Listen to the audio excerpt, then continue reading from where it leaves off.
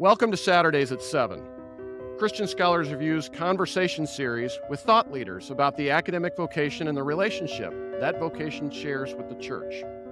My name is Todd Ream. I have the privilege of serving as the publisher for Christian Scholars Review and as the host for Saturdays at 7. I also have the privilege of serving on the faculty and the administration at Indiana Wesleyan University. Our guest is Gregory E. Sterling, the Lillian Claus Professor of New Testament and the Henry L. Slack Dean at Yale University Divinity School. Thank you for joining us. It's my pleasure to be with you. Thanks for the invitation. Yale Divinity School recently turned 200. Roland Bainton, H. Richard Niebuhr, Hans Frey, Brevard Childs, George Lindbeck, and Catherine Tanner are just a handful of faculty whose work had a considerable impact on the Guild, but also on the church and society. As Dean of Yale Divinity School, how do you understand the role that the school has played in American religious history? So let me answer that by just giving you in broad categories how I understand the development of theological education. And I may use that in further questions. So when Yale was founded in 1701, it's older than the United States, it was founded and supported by the local colony. And it was all the way until 1818 when the state of Connecticut developed its own constitution that it was supported by then the state of Connecticut. But with the separation of church and state, that led to the removal of support both for Yale and for ministers. So it changed the way that churches were supported too. At that time, you have the development of what we call professional schools or professional education. So at Yale, that was the founding of the medical school in 1810 and the divinity and law schools in 1822. So this, I would call this the second phase in North America. And that has run until recent years. And for the longest time, we were identified with mainline Protestant denominations and supported mainline denominations in the training of their ministers and their leaders. That has changed, and it changed, let's say, for example, in the 60s, after Vatican II, when we had the introduction of Roman Catholics to the Divinity School. But the first two, Margaret Farley was one of the first to come, and Henry Nouwen was the other, and they came at the same time. My predecessor, Harry Attridge, was Roman Catholic. He was the first Roman Catholic to be dean of Yale Divinity School. So that was a major shift. And in recent years, we started a program for lay Catholic ministry at the Divinity School. I think another major change historically has been with the decline of mainline Protestant denominations, we have become far more ecumenical. And that has included the incorporation of churches and people from underrepresented groups. We've made a notable effort to incorporate African Americans and put an emphasis on the Black church, just as one example of that. So those are a couple of major changes. And I would say today, we live in what I call Nepantla, which is a Mesoamerican word that means between, or sometimes literally translated in betweenness, which is a terrible English phrase. But it just means we know where we were and we know we're changing, but we don't really know where we're headed exactly. Yep. So I think that's where we're at. And the role of the Divinity School has fairly consistently been to provide leaders throughout all of its history. We have an expression, we inspire the minds that inspire the world.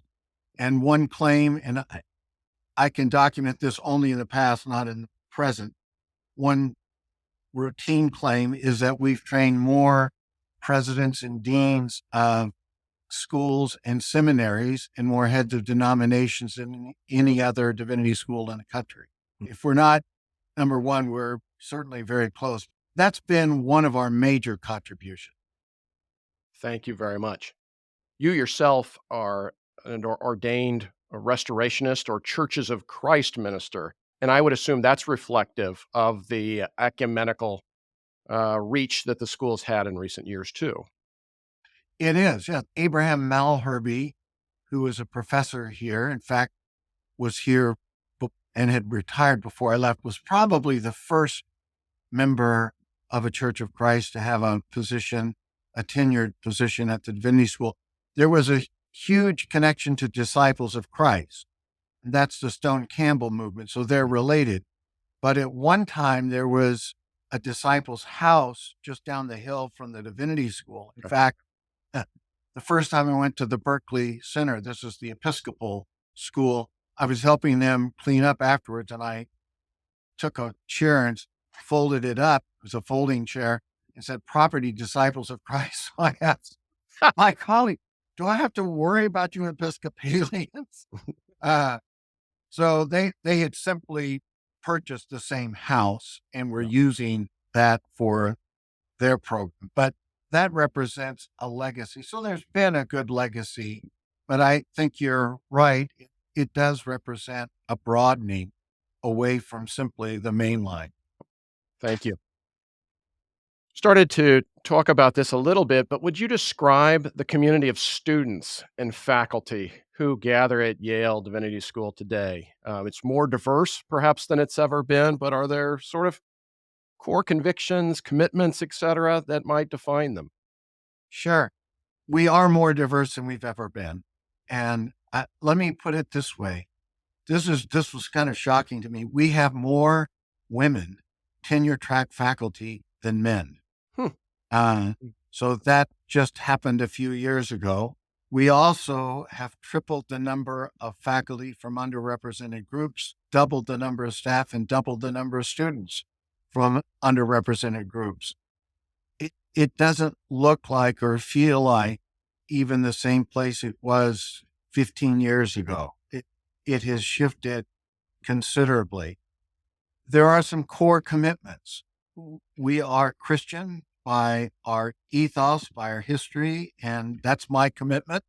I don't apologize for that in any way. We have people from other faiths, and we even have Jewish faculty, for example, and a Muslim faculty member. So we have people who come from other religious traditions as well. The kind of core commitments consist of a commitment to nurture the love and the awareness or the knowledge of God. That's in our mission statement.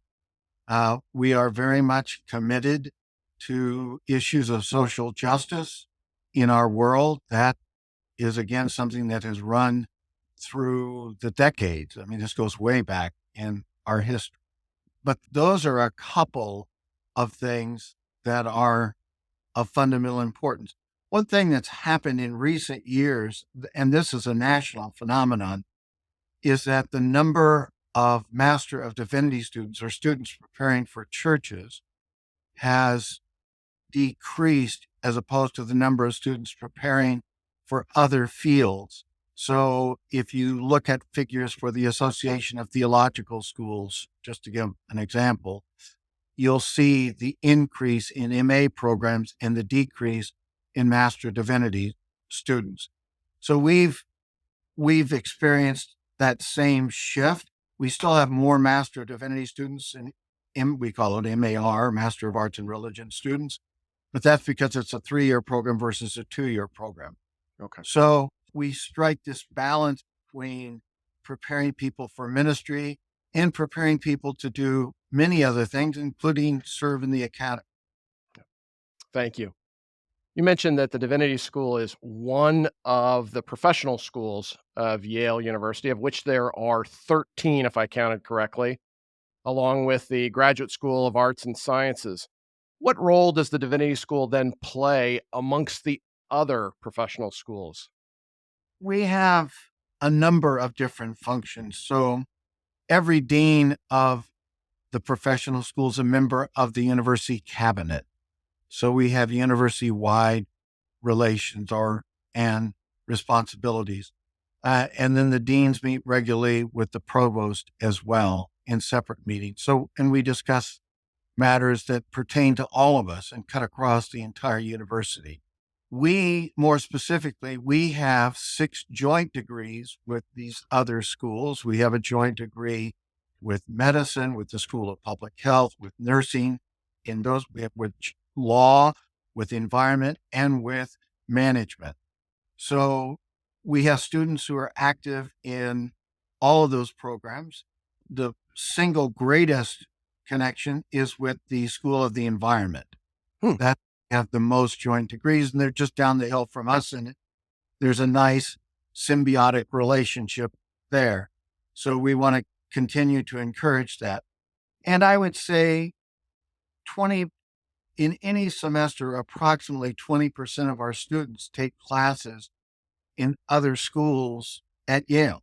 I mean, one of the advantages of being a student at Yale Divinity School, if you're a Divinity School student, is you can take any class at Yale that you want, provided you meet the prereqs. So I encourage people to do that, and they do take those classes. So it gives them a broader education than they might otherwise have. What contribution, if any, does the Divinity School then make to Yale College, the undergraduate educational home for the university? So we try to do a number of things. We have faculty who teach courses in Yale College, and in fact, Miroslav Wolf and a team led by Matt Grossman teach a course called Life Worth Living. And Ryan McAnally Lentz has also been directly involved in this. And the three of them wrote a book, which was on the New York Times bestsellers list for 2 weeks, which is no small feat. So that's a course that's offered, and there are multiple sections that are offered in Yale College. We also have a good number of faculty who teach courses in Yale College for undergraduates. Some of them teach a required course for first-year students. Others teach in departments. So faculty have what are called secondary appointments. Some have joint appointments. Secondary is more common in fields ranging from American studies, English, history, and certainly religious studies. So it's across a number of philosophy, I should also mention. And courses are taught for Yale College students. And we also can participate in some leading ways in Yale College. So last week I attended a ceremony in which Professor Michael Beth Dinkler, who's a New Testament scholar here at the Divinity School, was appointed the head of Timothy Dwight College. So she and her family will live there for 5 years, and she will help to run the college. So there are some real direct ties to Yale College. President Salovey, when he was inaugurated as president, spoke of one Yale, and all of us try to live that. Thank you. I want to ask, if I may now, about some biographical details. You earned an undergraduate degree from Houston Baptist, now Houston Christian, master's degrees from Pepperdine and UC Davis, and then a PhD from the Graduate Theological Union in Berkeley, California. Would you please share with us your calling to the ministry, and in particular, calling to the ministry in the Churches of Christ or Restoration Movement? Sure. So my father was a minister for 46 years. And I think growing up in the home in which I grew up had a profound impact on my life and the way that I think. My home wasn't typical in some ways. And I'll tell just 2 stories to keep this brief, but that might illustrate this. So one Saturday, we lived in Selma, California, which is in the San Joaquin Valley. My father said, "Son, would you like to come with me? I need to go see, there's a woman who's broken down on the highway, and we need to go see if we can help her." So I said, "Sure." So we drove down. It was very hot, as I remember it. And a woman had broken down, her car had broken down, and she had 4 small children. And she didn't know where to turn. So we were there. Now, this was before the days of cell phones or anything like that. So my father invited them to come home with us. But he stopped at a payphone and called my mom to give her a heads up. If I can, this is a bit embarrassing to tell this on me, but they had been in a hot car and had been sweating pretty profusely. The body stench was so great that I had my head out the window as much as I thought I dare get my head out the window without my father reaching over and grabbing me. But we got home and my mother was standing on the porch. I can still see this scene in my mind. She had a towel over one hand and a glass of iced tea in the other. And she said to this one, said, "Why didn't you come in? I have a bath drawn for the children. You take this tea, just sit down and relax. I'll bathe the children. And then you can shower while I finish preparing dinner and we'll have dinner." Well, they lived with us for almost a month. And our home was a place where people routinely, this was not unusual, lived. And that shaped the way that I thought about life. We would sit at the dinner table and I would challenge my parents, name an event in the Bible and I'll tell you where it's at. Or my brother, when we were older, would sit, we'd read a Greek text to each other, and one would read the Greek text and the other would have to tell him where it was from. So knowing the biblical text and having a concern for people, I am not the person my parents are. I mean, I'll openly confess that they were pretty remarkable, but that shaped my life. And so I never, it was part of who I was from the outset. And at the same time, I will confess that as many sermons as I heard, and I heard a large number of sermons, I was not entirely happy with the intellectual level of discourse, if I can put it that way. Now that I wouldn't have said it like that back then, but people knew a lot of scripture, but they didn't really give historical context and things. And those things never sat all that well with me.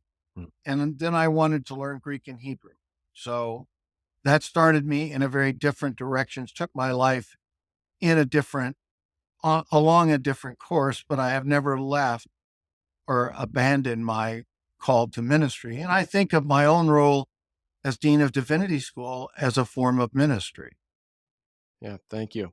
So I assume it's that impression your parents made upon you, but then also that yearning for something more that then, found its way into, to you in terms of being a New Testament scholar and contributing to the church in that way and in your own way. It is. And when I told my parents that I was going to go to Berkeley, they had, let's say, an interesting reaction. Because for them, Berkeley was that all they could remember were the scenes from the 60s and Frau Plaza.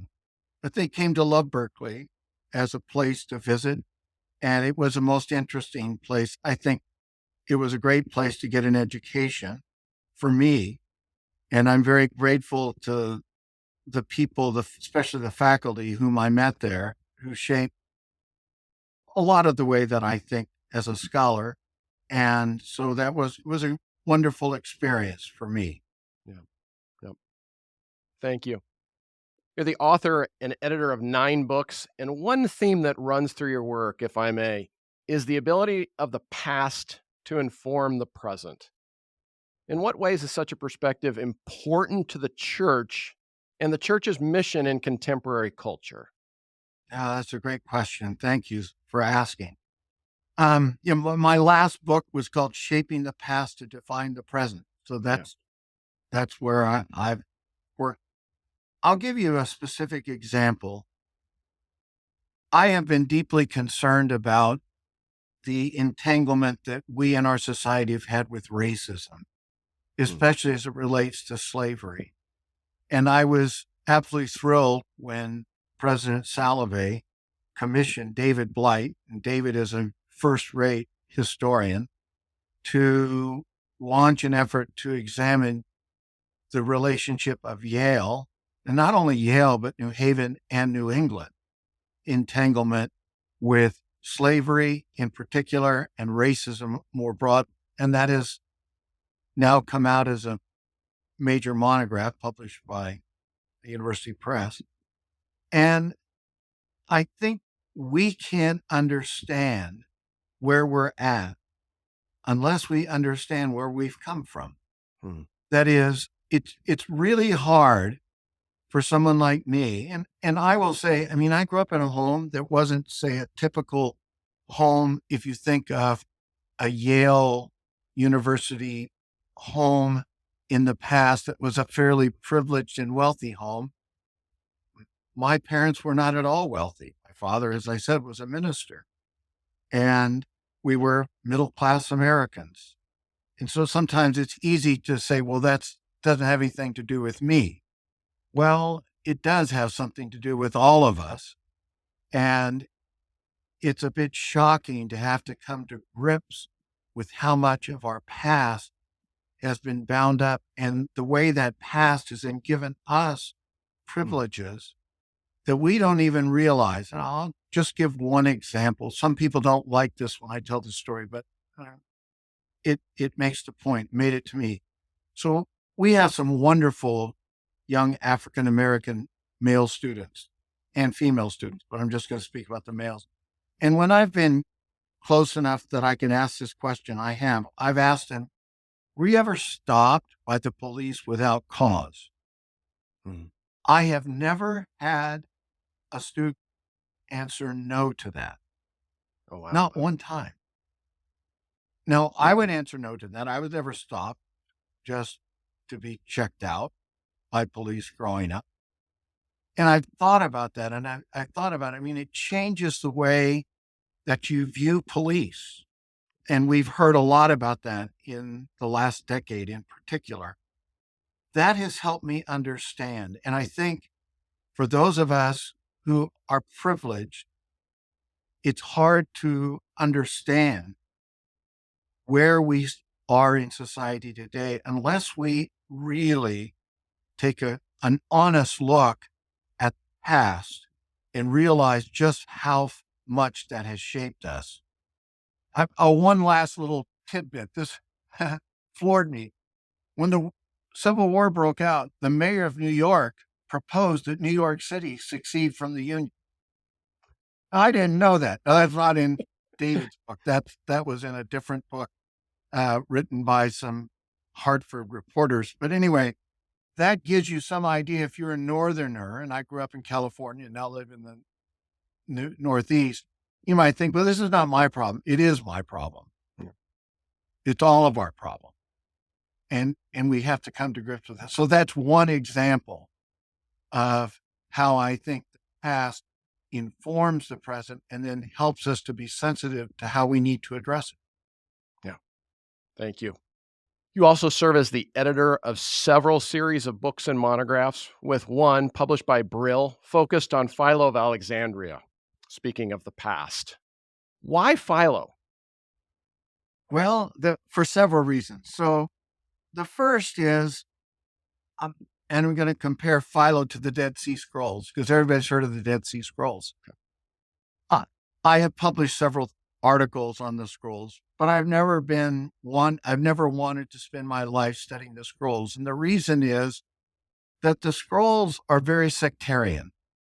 They represent a group of people who wanted to remove themselves from society and viewed society as being evil and, well, we might say going to hell in a handbasket, that just to put it bluntly. But the war of the sons of light versus the sons of darkness, to use their language, makes it pretty obvious how they thought. Well, I have never wanted to have a sectarian outlook. So my own religious tradition began as an ecumenical movement. Now, if you know anything about Churches of Christ, you know that some people in Churches of Christ have forgotten about that ecumenical spirit. And I get that. I know those people too, but that's not where I'm coming from. I remember those roots, and I've tried to champion that all of my life, or my adult life. I mean, I spent 23 years at the University of Notre Dame. So I think that's a fairly significant statement by itself. And I was very warmly embraced by the university. I have nothing but good things to say about Notre Dame. So I have this perspective. What Philo helps me understand is how did ancient Jews and then Christians learn how to relate to the larger world without surrendering their own identity? That is, how did they remain Jews, or how did Christians remain Christians and still relate to the larger world? And that's a balance and a challenge that I think all of us wrestle with. I ask this question in a very direct way. How can I help Yale Divinity School to remain Christian and be open to a very large secular university and to a world which is pluriform in its religious identities? And how do I do that with openness and yet still be true to myself? And how do we do that as an institution? So Philo, at the broadest level, helps me to ask that question. And I like philosophy. I mean, he read his scriptures through the lens of Hellenistic philosophy, so there's a natural attraction to me on that score. Yeah. Thank you. I want to transition now to ask you about what a typical day might look like as Dean of the Divinity School.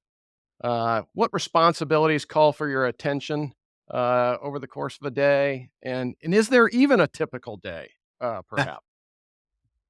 Well, I don't know if there's a typical day, but I can tell you. So my days generally run from, I try to get to my office about 7 in the morning, and I go home at 7 at night to have dinner. If I have events, then that extends it. So this week, 4 out of 5 nights, I have evening events. So it'll be considerably later than 7 before I'll get home. I work long hours, and I sometimes say I live my days in 30-minute increments. That is, I just have appointments that last most days. Sometimes it can be hour units of time, but I mean, I'm responsible for a fairly large physical plant, and we're expanding it. We have 45 full-time faculty, that many part-time faculty, about 50 some staff, and 300 students, and then a lot of alums. Well, plus I have university-wide responsibilities. Your days fill pretty fast. I sometimes think of the story of some American CEOs who sawed off the front legs, had the front legs of the chairs for guests in their offices made shorter so people would lean forward. So the question is, how do you move through the day without getting behind and do so in ways that are polite to the people? And I don't do that, but I have my own ways of handling that. So the one thing I would say, in every dean or president or CEO who might hear this broadcast can relate to what I'm about ready to say, you have to really work hard to find the time to focus on what is important versus what is urgent. And I remember asking Steve Sample, who was a president of USC, and helped lead USC back to a position of greatness after it had really declined, how much time he gave to strategic thinking. And he was very honest. He said, well, I should give it 25% or more of my time, but in all honesty, I fight to even give it 10%. And I remember that. And so I think it's, how do you avoid the tyranny of the urgent to think about what's really important? Thank you. You mentioned the expansion of the physical plant, and one of the efforts that you're presently leading is the Living Village Project, which is one of the largest green building efforts in academia, and will provide housing for students at well below the market rental rates in the New Haven area. Please offer some details concerning how the vision for that project emerged, and then an overview of some of its key components. All right. Oh, thanks very much for the question. When I came, I knew that we needed to do something about housing. So we are residential, and we have a philosophy that is, if you want a Yale degree, you have to come live here and you have to earn it here. And we put everything online that we can and make it available to the world for free. And we just launched a certificate program, or in the process of launching one. And that's fun. That will be online. And we'll probably expand that. But we want to be residential. Where I'm sitting right now, my office used to be student residences. Okay. These were eliminated in 2000, 2002 when the quad, as we call it, was renovated. And all that was left was what are called married student housing, or as one wag with a little bit of sense of ancient Near Eastern history called it, the Fertile Crescent. Oh, a lot of kids born in those apartments. So we have those, and that's it. And they were built in 1957 with a 40-year life expectancy. So, yeah, we're using the old aphorism from the Depression: use it up, wear it out, make it do without. But so I knew that we needed to address housing. We never wanted to simply build apartments. When I first came, all I knew about was LEED certification. That's what I thought of as the gold standard. Mm-hmm. And the head of the advisory council sent me an article by Jason McLennan, who founded the Living Building Challenge. Hmm. And I read this article and immediately said, this is it. This is what we need to do. I'm committed. Now, why did I say that? And why are we trying to follow that? So the idea behind the Living Village simply is the model is a flower. And a flower exists in one place. It has to take everything it needs in one place. And when it dies, it gives something back to the place, to the soil from which it sprang. So a living building is not just further towards net zero. It has to exceed net zero and actually be regenerative.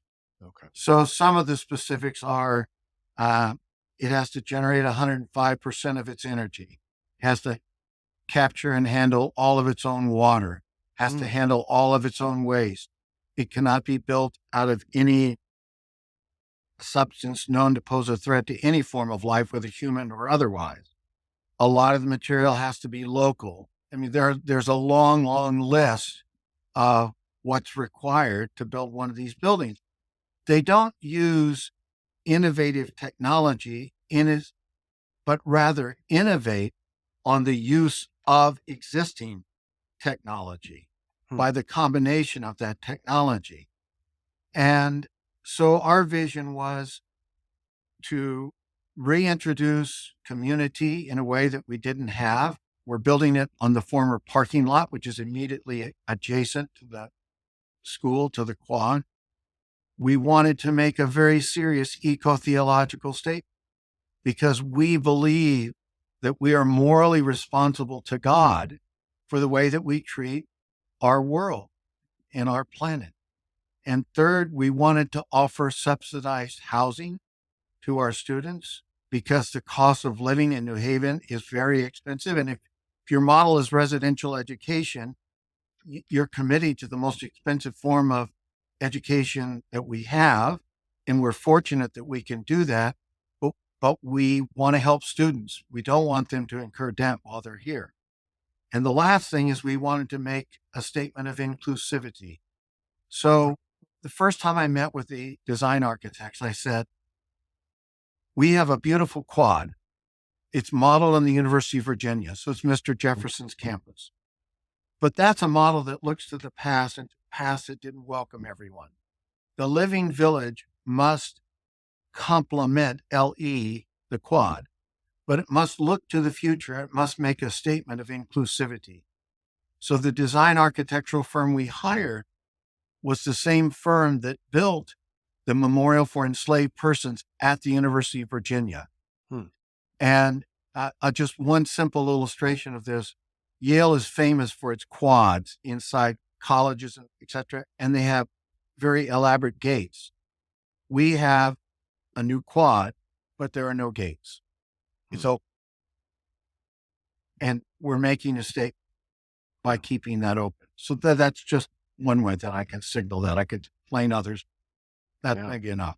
Fascinating project. if I may ask, at what point in time will it be complete and estimate student occupancy? There we go. Or maybe student occupation too, depending on what the news of the day Well, may be. that could But happen too. but yeah, student occupancy in the facility. August of 25. Okay, So that's exciting. it is. Yeah, no, Yeah, it's emerging from the ground as we speak. yeah, Uh, yeah, so I'm very pleased. It's taken us a long time to get to this point, but I'm very yeah, pleased. yeah. That's very exciting. Thank you. As a result of Yale's Divinity School's history, what responsible, if any, does the dean have to serve as a public intellectual to address the issues of the day from a theological perspective?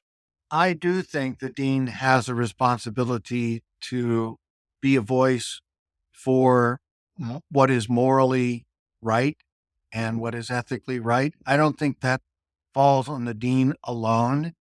You mentioned Kathy Tanner. Kathy has an important book on the economy from several years ago. William Barber is on our faculty. He certainly has an important voice. Willie Jennings is on our faculty. He has a very important voice. Miroslav Volk. So I could go on. So it's not just the dean, but I do think the dean has an important role. And it's a bit tricky. I have routinely made statements when there have been mass shootings. But for example, how often do you cry wolf, before people just completely ignore you?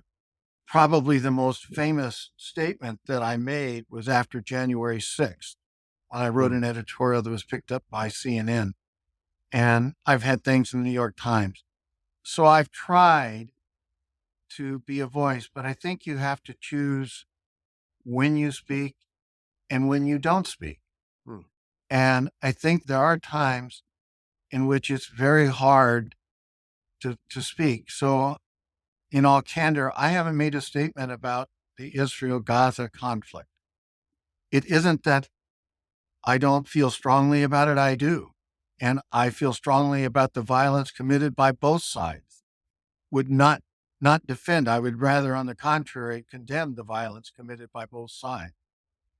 But every statement made right now just becomes a cause célèbre, mm. which is itself a conflict within the community. And so I have chosen very deliberately not to make a public statement. It's hard. That's been hard. Mhm. And I have students on both sides who are upset with me. Yeah, So I have to live with that. yeah. Thank you. That's very good advice and yeah, an important insight to note. As our time gets short, unfortunately, for today, I do want to make sure we talk about the relationship that the Divinity School shares not only with the university, but also with the church and how that's worked out. But before, as you think about the faculty who've served at Yale Divinity School, what definition, if any, of the Christian academic vocation might they hold in common? Are there certain virtues that have proven most definitive, or certain vices, perhaps even, which they needed to be most vigilant in terms of confronting? The faculty are the heart and soul of a school or a university. And that is certainly true at Yale and at Yale Divinity School. And in past surveys of students, what do you most remember? The faculty stand out. I Mm, mean, in the responses that students give. People will also talk about the community here. That's important. And but the faculty really stand out. So I think one of the things, I'm going to state this in a broad way and fairly directly, is that they have achieved a degree of excellence academically that has to be respected. So I've spoken at a good number of memorial services for faculty emeriti now. okay. Uh, and one of the things that I've realized is while I didn't come to Yale, I had a Yale education. I read all of their books as a student. Yeah. Kenneth Scott Latterette, Abe Malherbe, Wayne Meeks, Lee Keck. You could go down the line for all these people, Roland Bainton, certainly. And I could go on, but they shaped my own intellectual formation. And so they had an impact, not just here at the school, but well beyond. And I think that's something that runs through and is true even of the present. At least I certainly hope it is. And the second quality is they're people of real faith. They're people who care about theology, who care. When I say theology, I don't mean simply academic theology, but I mean lived faith. The expressions of faith in people's lives matter to them. If you've read Miroslav Volf or Willie Jennings, you know that this is true in spades. And I think even though our faculty would have a range of perspectives and would not all see things alike, which is healthy, they do care deeply about how what they write has an impact on the larger world. And that's always, I think, been the case.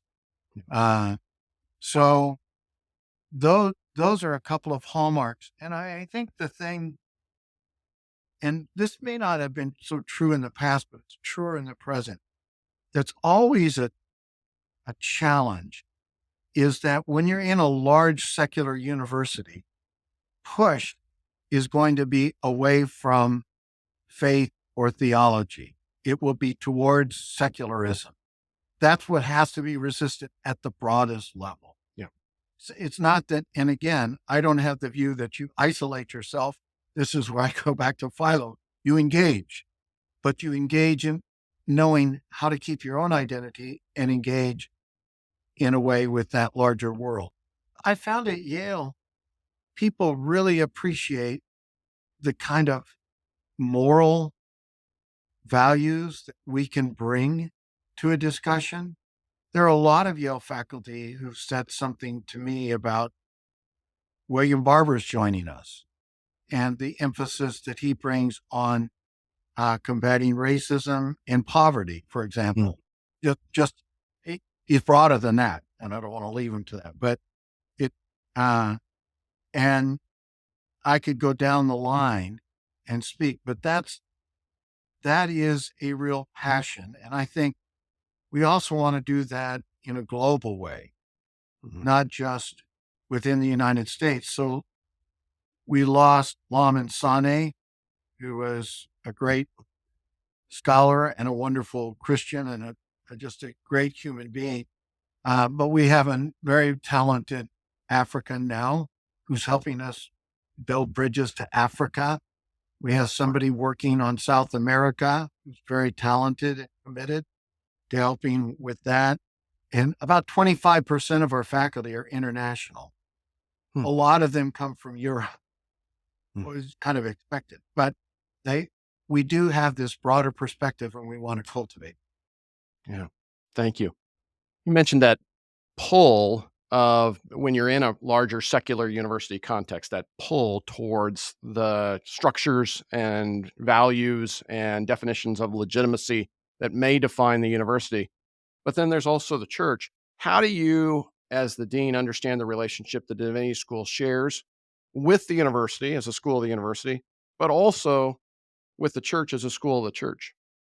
When I prefer to speak of Christianity or Christianities, I want to say a couple things about this. I mean, this is of great concern to me personally. So you, I'm sure, read Pew's studies just like I do.